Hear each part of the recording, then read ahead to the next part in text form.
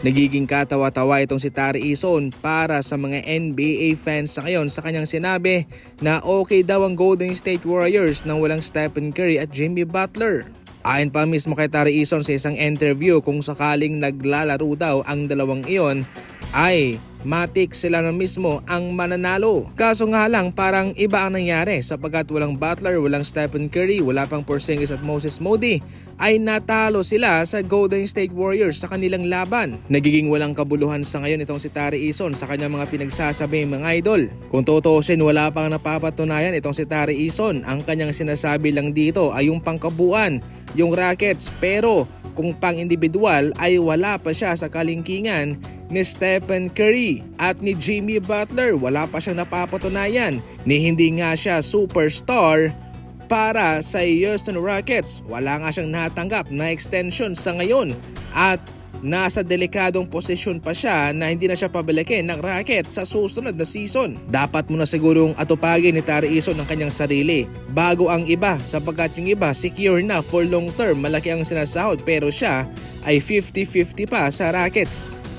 Sa isang podcast, sinabi mismo ni J.R. Smith na ang Boston Celtics ay team mismo ni Jaylen Brown. Pero sa media, ito raw hoy kupunan ni Jason Tatum. Ang media daw ang tumutulak sa naratibong iyon. Ayon pa mismo kay J.R. Smith, mas mature itong si Brown. Siya yung leader. Pati nga raw sa mga players, pabor sila na itong si Brown ang kanilang leader at hindi si Jason Tatum. Pero syempre hindi po nangangahulugan na kung hindi na leader itong si Tatum ay hindi na rin siya re-respetuhin. Marami kasi nakapansin sa mga nagdaang season, especially nung sila nasa playoff, itong si Brown ay nakalock in, nakafocus sa kanyang kupunan. Samantalang itong si Jason Tatum ay nakafocus kay Kobe. Nagpapa-impress palagi kay Kobe na parabang yun na lang ang pinaka-importante sa kanya at hindi ang kanyang sariling kupunan. Na friendly fire itong si Jamal Murray. Naasinta nitong si Jokic ang kanyang ankle mga idol at ayon pa sa impormasyon ay out indefinitely muna itong si Jamal Murray. Hindi naman po ito masamang balita itong out indefinitely sapagkat hindi pa nila nalalaman yung severity ng damage o kung mayroon bang na-fracture dyan.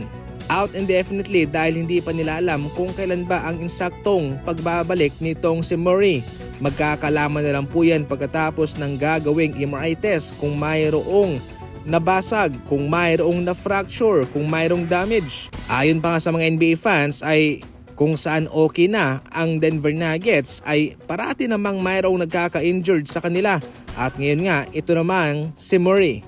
Gayon pa man mga idol, malakas itong Nuggets at wala silang dapat ikabahala sapagkat kahit na ma-injured man ang kanilang mga star player ay marami naman ang nag-step up sa kanilang rotation.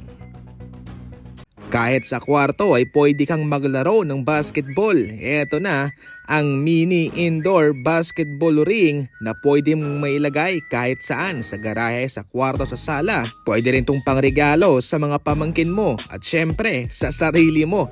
Maski ako man ay hindi ko mapigilang maglaro. Syempre para makabili, nasa comment section lang ang link. E check out mo na, nasa Yellow Basket lang.